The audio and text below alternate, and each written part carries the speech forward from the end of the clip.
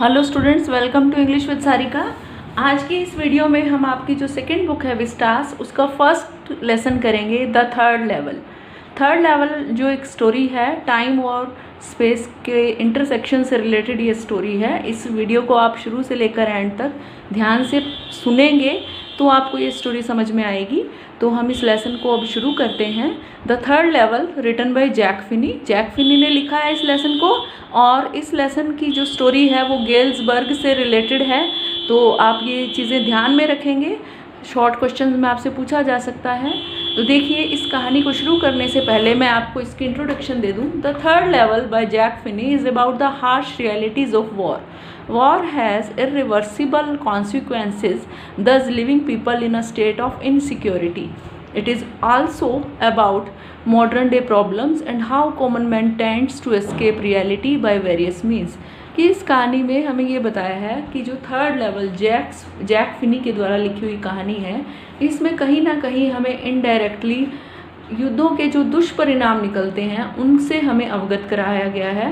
War has irreversible consequences, युद्धों के बड़े दुष्परिणाम निकलते हैं और उनसे आम आदमी के जीवन में बहुत सारी समस्याएं आ जाती हैं। उन समस्याओं का सामना करते करते कभी कभी आम आदमी इतना ज़्यादा थक जाता है, इतना ज़्यादा डर जाता है कि वो चाहता है कि कोई ऐसा माध्यम मिले, कोई ऐसा जरिया मिले कि वो उसको इन समस्याओं का सामना ही ना करना पड़े। तो इस कहानी में भी कुछ ऐसा ही है कि एक आम आदमी किस तरह अपने जीवन की समस्याओं से घबरा कर बचाव का कौन सा रास्ता ढूंढता है, तो वो इस कहानी में है। In this story a man named Charlie hallucinates and reaches the third level of the Grand Central Station which only has 2 levels. इसमें जो मेन करेक्टर है चार्ली, जो प्रोटैगोनिस्ट हम इसको कह सकते हैं इस कहानी का, वो जो है अपने भ्रम में ग्रैंड सेंट्रल स्टेशन के तीसरे लेवल पर पहुंच जाता है, जबकि उस ग्रैंड सेंट्रल स्टेशन के सिर्फ 2 ही लेवल हैं। देखिए कैसे क्या घटना घटती है। Grand Central station of New York has 2 levels. New York का जो रेलवे स्टेशन है उसका नाम है ग्रैंड सेंट्रल स्टेशन। उसमें सिर्फ 2 ही लेवल्स थे। लेवल्स का मतलब समझें तो कि उसमें ग्राउंड फ्लोर पर और बेसमेंट में 2 ही तरीके से ट्रेन्स चलती थी। लेकिन जो चार्ली है, ए 31 year old dweller of the city, talks about their being 3। 31 साल का युवक है, शहर में रहता है। चार्ली कहता है कि नहीं, ग्रैंड सेंट्रल स्टेशन के 2 लेवल नहीं है बल्कि 3 हैं। Not only does he believe in the existence of this hypothetical third level but also claims to have been there. अब वो कहता है कि उसका ना सिर्फ उसमें विश्वास है इस काल्पनिक तीसरे लेवल में, उसके अस्तित्व में, बल्कि वो तो ये दावा भी कर देता है कि नहीं, मैं तो वहाँ जाकर आया हूँ। तो वो कहता है कि उसके 2 लेवल नहीं है स्टेशन के बल्कि 3 लेवल हैं, 3 मंजिलें हैं उसकी। अब वहाँ से वापस आने के बाद अपने इस भ्रम को दूर करने के लिए या इस स्थिति को और ज़्यादा स्पष्ट करने के लिए वो अपने दोस्त सैम के पास आता है। सैम जो है वो एक मनोचिकित्सक है। Charlie visits a psychiatrist friend to talk about this problem. अपने उस मनोचिकित्सक दोस्त के पास आता है, उससे अपनी उस समस्या के बारे में बातचीत करता है, और जो उसका फ्रेंड है वो उसको कहता है वेकिंग ड्रीम विश फुलफिलमेंट। जब वो दोस्त उसकी बात सुनता है तो वो कहता है कि तू जागते हुए सपने देखता रहता है और इन सपनों को पूरा करने के लिए तूने ये रास्ता, ये ग्रैंड सेंट्रल स्टेशन ढूंढ लिया है, इसका तीसरा लेवल जो है वो ढूंढ लिया है। And rationalizes Charlie's psychology by saying that the modern world is full of insecurity, fear, worry and war. वो कहता है कि जो ये आधुनिक युग है इसमें मनुष्य का जीवन बहुत सारे असुरक्षा, डर या चिंताओं से भरा पड़ा है। तो इसीलिए घबरा कर इंसान जो है बचाव का कोई ना कोई रास्ता ढूंढ ही लेता है ताकि वो क्या मिल सके उसको, सम टेम्परेरी रिफ्यूज फ्रॉम रियलिटी, वास्तविकता से कुछ देर के लिए बचकर वो कहीं चला जाए, उससे टल जाए। तो इसलिए कहीं ना कहीं वो रास्ता ढूंढ लेता है, और ऐसा ही चार्ली ने भी किया है। According to him, even hobbies like stamp collection is a manifestation of this escape. तो उसके दोस्त सैम के मुताबिक कि चार्ली जो ये हॉबी रखता है स्टैम्प्स कलेक्शन की, टिकटें इकट्ठी करने की, ये भी कहीं ना कहीं उसका जो है इस आधुनिक युग की समस्याओं से बचकर भागने का एक तरीका है।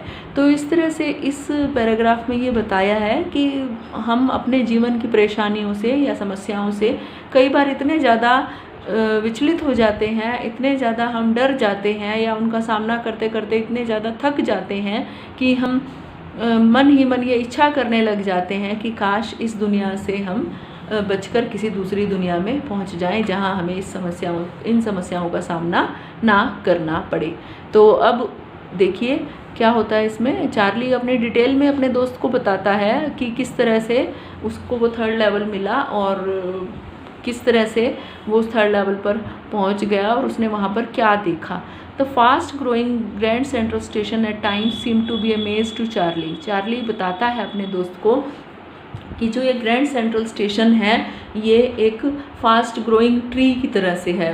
उसने लेसन में बताया है कि the grand railway central station is growing like a tree, कि ये जो रेलवे स्टेशन है ये पेड़, जैसे पेड़ की आगे से आगे टहनियाँ फैलती जाती हैं जैसे जैसे उसका विकास होता है, तो जो ये सेंट्रल स्टेशन है ये भी एक पेड़ की तरह से बढ़ रहा है और एक भूल भुलैया जैसा मेज़ होती है, भूल भुलैया जैसा चार्ली को लग रहा है। मतलब इतना ज़्यादा बढ़ गया है, इतना ज़्यादा फैल गया है कि चार्ली को ये भूल भुलैया जैसा लग रहा है। वो कहता है पहले भी मेरे साथ ऐसा हुआ है। He had lost his way couple of times.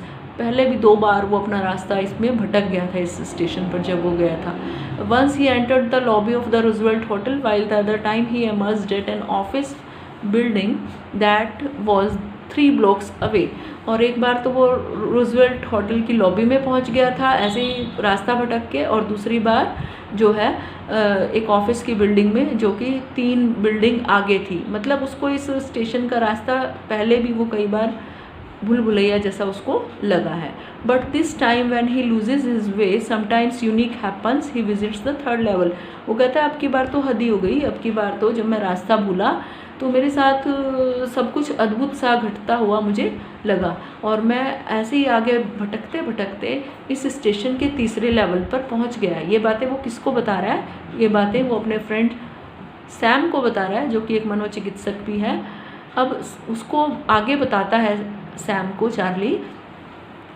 Charlie keeps walking in the quite corridor angling left and slanting downward. वो कहता है कि मैं उस स्टेशन के जब 3रे लेवल पर पहुंच गया, मुझे रास्ता नहीं मिला, मैं चलता रहा तो गलियारे थे, एक लेफ़्ट की तरफ मुड़ रहा था और फिर थोड़ा सा उसमें ढलान था नीचे की तरफ। मैं उस गलियारे की तरफ मुड़ गया और नीचे की तरफ चलने लगा।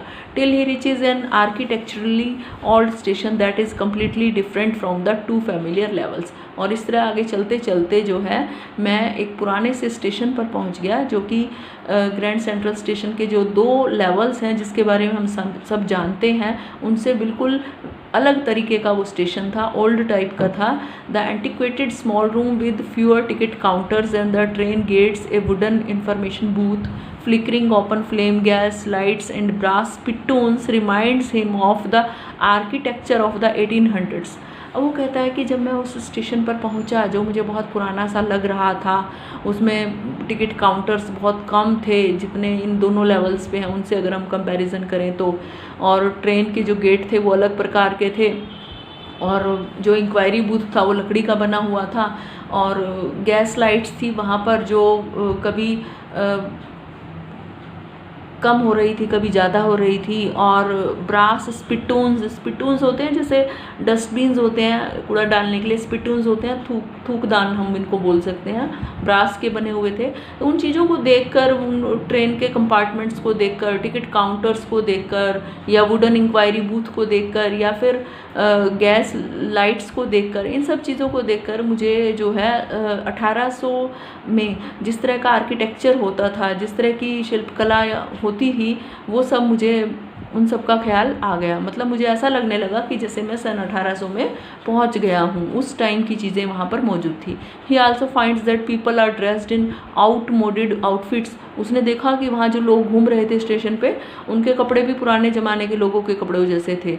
और he notices that the date on the newspaper the world is printed June 11, 1894।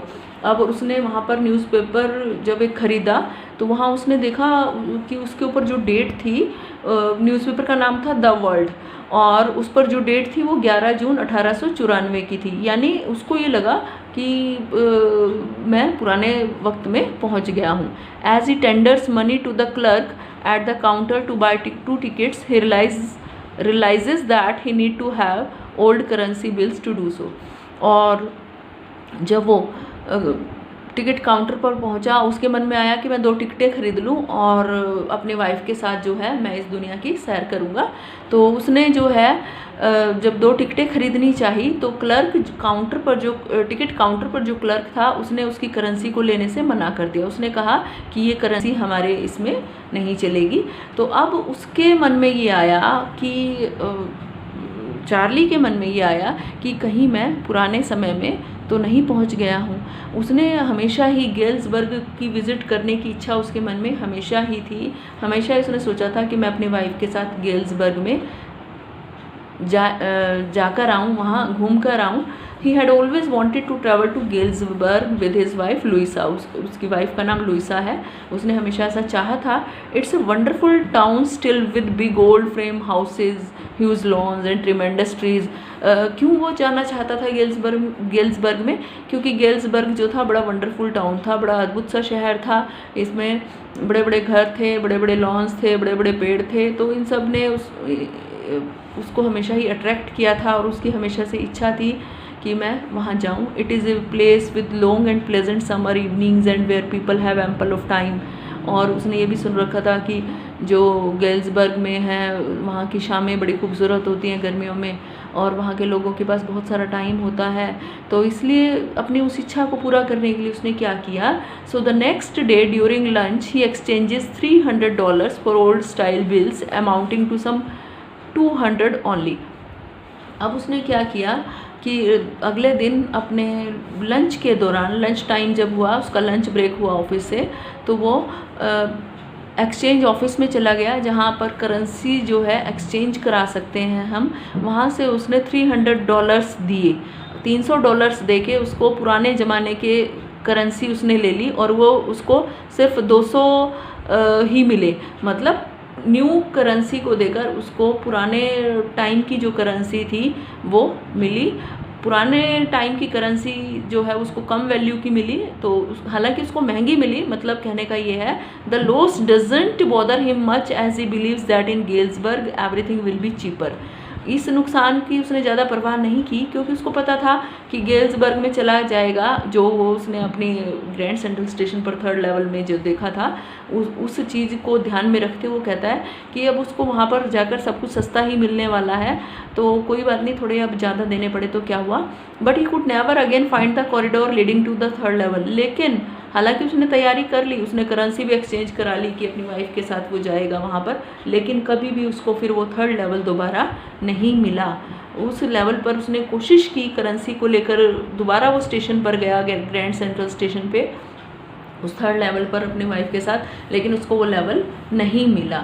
Sam goes missing. और फिर क्या हुआ, इन्हीं दिनों उसका जो दोस्त सैम था वो अचानक गायब हो गया। His wife Louisa is worried after knowing all this and asks him not to look for the 3rd level any further.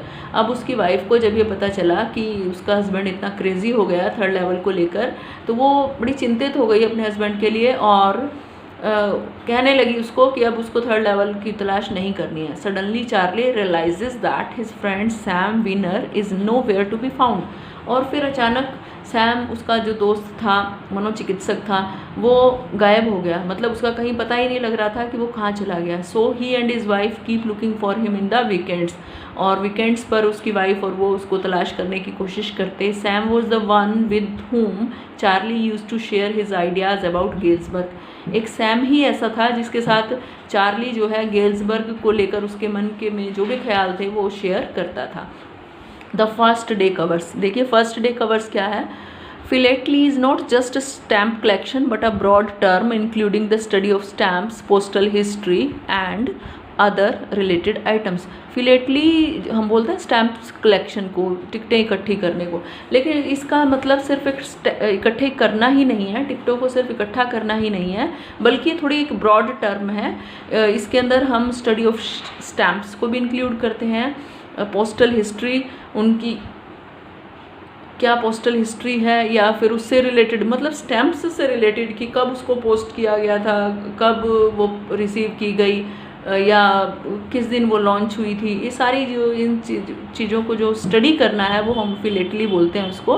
When a new stamp is issued on the first day people mail a blank paper to themselves and then retain that unopened letter with the date on the postmark. इसमें क्या होता है कि जिस दिन कोई भी नई टिकट जारी की जाती है उसके पहले ही दिन लोग क्या करते हैं कि एक खाली कागज़ जो है अपने पते, अपने घर का पता लिख लेते हैं उस पर लिफाफे के ऊपर, और उसके अंदर एक खाली कागज़ डाल देते हैं, और लिफाफे के बाहर जो है वो टिकट जिस दिन लॉन्च हुई है, जिस दिन इशू हुई है, वो टिकट उस लिफाफे पे चिपका के अपने घर के पते पर वो लिफाफा भेज देते हैं।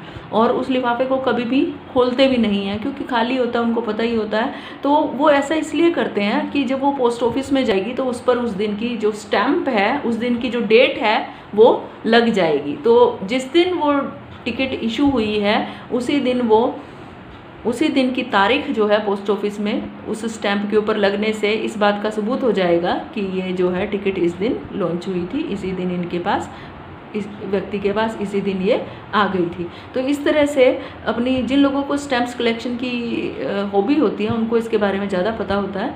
तो Charlie has inherited the hobby and the collection from his grandfather. अब चार्ली को ये जो हॉबी थी विरासत में मिली थी अपने दादाजी से, और उसके दादाजी को टिकटें इकट्ठी करने का शौक़ था, तो आदत और टिकटें दोनों उसको विरासत में अपने दादाजी से मिली थी।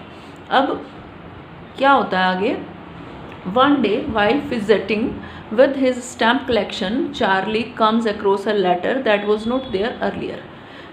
एक दिन अपने टिकटों को जब चार्ली जो स्टैम्प्स कलेक्शन थी उसके पास उसको उलट पलट रहा था, तो चार्ली को जो है एक पत्र मिलता है, और वो पत्र पहले नहीं था उसकी कलेक्शन में। It bears the postmark on a faded 6 cent stamp with a picture of the president Garfield, और उसके ऊपर जो है प्रेसिडेंट गेरफील्ड की तस्वीर वाली टिकट थी और 6 सेंट उस टिकट की वैल्यू थी।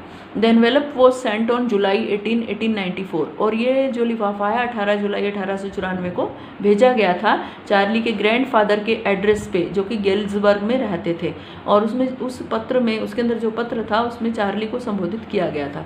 The letter reads that Sam has reached Galesburg and is having well of a time there. मतलब उस लेटर में जो लिखा था, सैम ने लिखा था और चार्ली के नाम लिखा था, और चार्ली के दादाजी के पते पर, गेल्सबर्ग के पते पर वो भेजा गया था। उसमें क्या लिखा था कि अब जो है सैम गेल्सबर्ग में पहुंच गया है और वो बहुत अच्छा टाइम स्पेंड कर रहा है। He also invites Charlie and Louisa to Galesburg, और उसने लुइसा और चार्ली को भी वहाँ इनवाइट किया था। When Charlie goes to the stamp and coin store he is apprised of Sam's exchanging $800 for the old currency bills to establish his business of hayfeed and grain in Galesburg। अब Charlie को जब ये पत्र मिलता है तो Charlie currency store पे जाता है। करेंसी स्टोर पर उसको ये पता लगता है कि सैम ने जो है $800 देकर उसके बदले में पुरानी करेंसी ली है। यहाँ ये बात जानकर उसको हैरानी होती है, और किस लिए उसने निकलवाए थे वो $800 देकर पुरानी करेंसी, क्योंकि सैम भी जो है वो चार्ली की तरह से गेल्सबर्ग में जाना चाहता है और वहाँ पर जो है वो अपना ग्रेन और फीड का बिजनेस करना चाहता है। अपने उस पर्पज़ को पूरा करने के लिए उसने पुराने टाइम की जो करेंसी है वो एक्सचेंज कराई है। The letter was written by Sam who was Charlie's psychiatrist friend.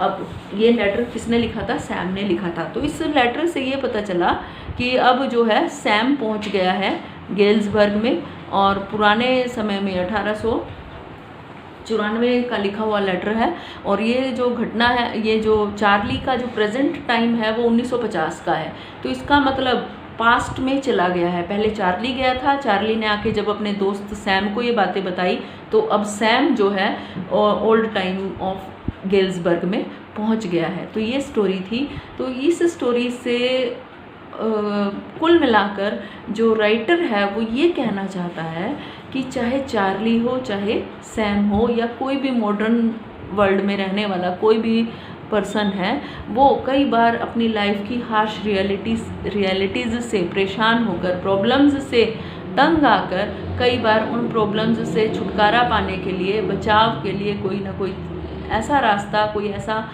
माध्यम ढूंढना चाहता है कि वो ये चाहता है कि वो ऐसी दुनिया में चला जाए जहां उसको इन प्रॉब्लम्स का सामना ही ना करना पड़े। तो इन प्रॉब्लम्स को वो अवॉइड ही करना चाहता है। तो इस तरह से चार्ली की तरह से हम ये मान सकते हैं कि जो सैम है, सैम भी चाहता है अपनी लाइफ की प्रॉब्लम से, वो भी अपनी लाइफ से, प्रेजेंट लाइफ से सेटिस्फाइड नहीं है। वो ये मानता है कि पुराने समय के जो लोग थे, या प्रथम विश्व युद्ध से पहले या द्वितीय विश्व युद्ध से पहले का जो समय था वो ज़्यादा शांतिपूर्ण था और उस दुनिया में वो ज़्यादा संतुष्ट जीवन जी सकते थे। तो इस तरह से ये हमें दोनों ही करैक्टर्स जो हैं मॉडर्न वर्ल्ड की जो लाइफ है उससे सेटिस्फाइड नज़र नहीं आते। तो अब हम इनके करैक्टर स्केच के बारे में पढ़कर हम इनके बारे में और जानेंगे।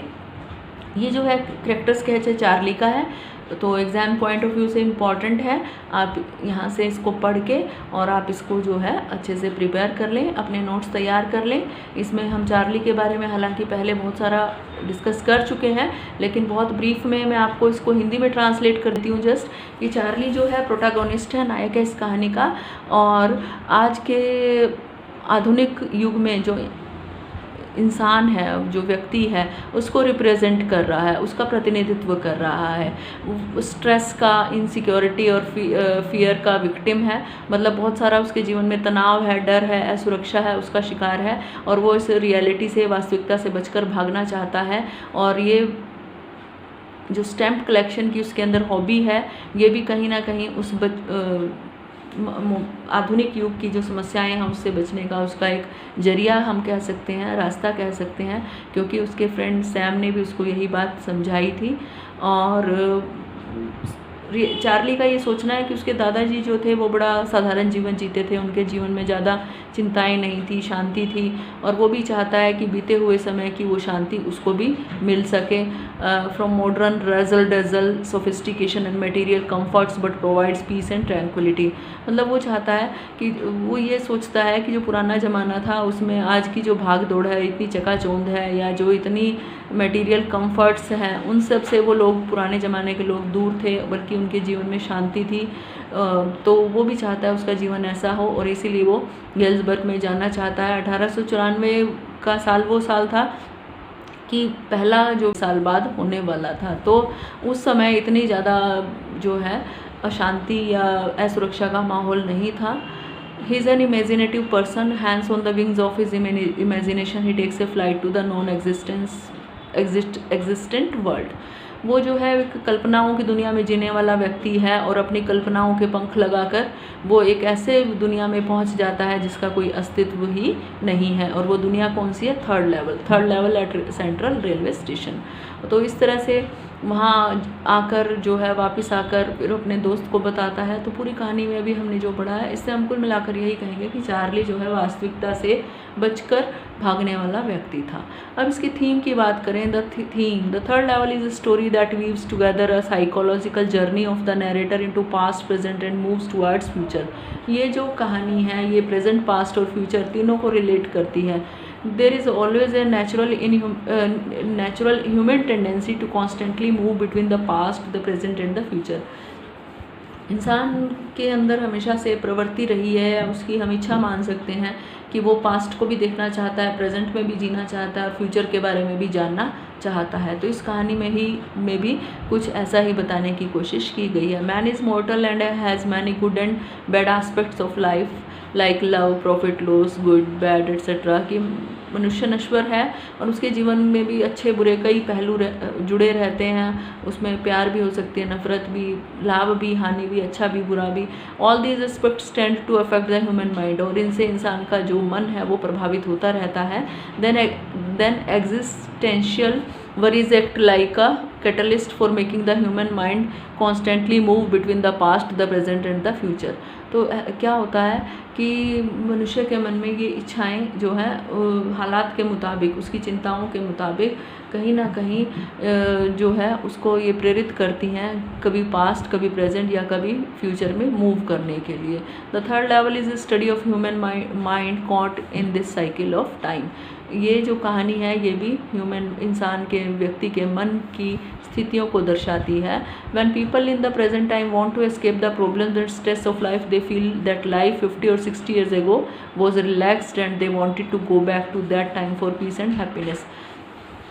कि जो आज की दुनिया में लोग जी रहे हैं या उनकी लाइफ में जो प्रॉब्लम्स हैं या जो स्ट्रेस है, उनसे घबराकर या उनको फील करके वो ये सोचते हैं कि आज से 50 साल पहले, 60 साल पहले जो लोग थे वो ज़्यादा सुखी थे, उनके जीवन में इतनी चिंताएं नहीं थी। तो उनको लगता है कि उस समय के लोगों के जीवन में ज़्यादा शांति थी या ज़्यादा खुशी थी। आज जैसे मैं रिलेट करके आपको बता रही हूँ कि आज हम जैसे कोरोना टाइम में जी रहे हैं, तो हमें लगता है कि 2020 से पहले 2019 में लाइफ बहुत ईजी थी, फुल ऑफ हैप्पीनेस थी।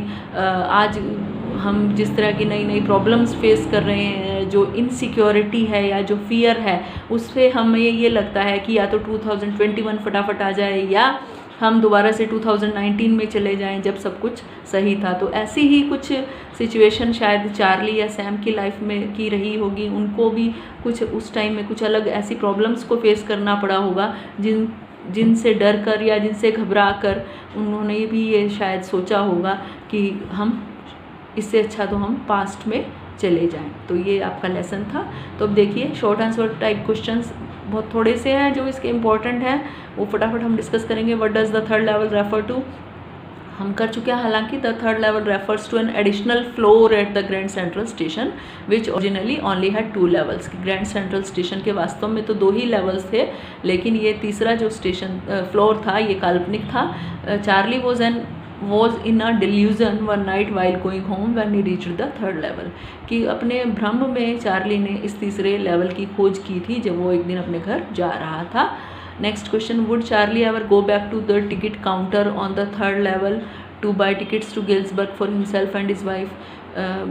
जो चार्ली जो है टिकट काउंटर पर गया था, उसने वहाँ जो टिकटें खरीदी थी, तो क्वेश्चन क्या है कि वो क्या दोबारा वापस वहाँ जा पाएगा और वहाँ अपनी टिकटें खरीद पाएगा जैसा कि उसने सोचा था कि मैं यहाँ की टिकटें खरीदूंगा। क्योंकि पहली बार जब वो गया था तो करेंसी एक्सेप्ट नहीं की थी उन्होंने, तो अब वो क्या दोबारा जा पाएगा उस काउंटर पर, क्वेश्चन ये है।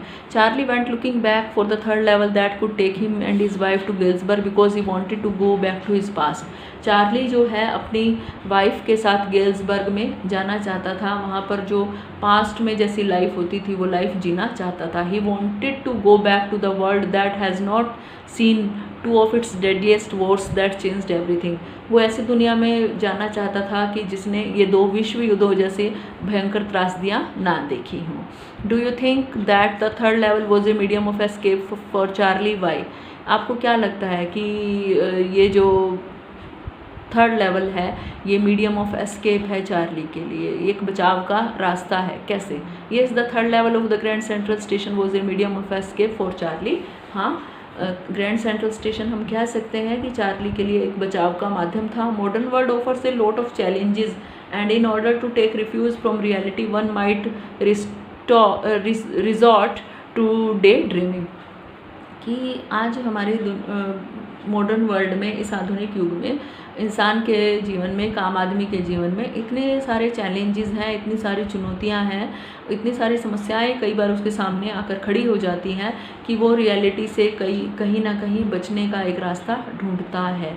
और हो सकता है कि कई बार वो सपने भी देखना शुरू कर दे उन रियलिटीज़ से बचने के लिए। We all understand the miseries of the modern world which is full of worry and pressure, and Thus, in order to take the burden away from his shoulders and heap a sigh of relief, Charlie resorted to escaping reality, although unintentionally. तो हम समझते हैं कि आज की दुनिया में हमारे जीवन में इतने दुख हैं, इतनी समस्याएं हैं, इतना प्रेशर है, इतनी चिंताएं हैं, और इस बर्डन को, इस बोझ को अपने कंधों से उतारने के लिए या राहत की सांस लेने के लिए चार्ली जैसा आम व्यक्ति जो है वो कहीं ना कहीं, हालांकि अनइंटेंशनली, कोई इरादा नहीं होता उसका, चार्ली ने कोई इंटेंशनली नहीं ढूंढा था थर्ड लेवल, लेकिन ऑटोमेटिकली वो जो है थर्ड लेवल पर पहुंच गया अपनी इमेजिनेशन में। तो आम आदमी के साथ भी ऐसा होता है कि कहीं ना कहीं वो भी ऐसे ही अचानक कोई थर्ड लेवल ढूंढ लेता है अपनी उन वरीज से बचने के लिए। तो ये आपका लेसन था थर्ड लेवल। तो उम्मीद है कि क्वेश्चंस के जरिए और इसके डिस्क्रिप्शन के जरिए इसकी जो भी एक्सप्लेनेशन मैंने दी, आपको ये लेसन अच्छे से समझ में आ गया होगा। तो आप इसको अच्छे से इसके क्वेश्चंस जो हैं प्रिपेयर कर लें। Thank you friends, and don't forget to like, subscribe and share my video.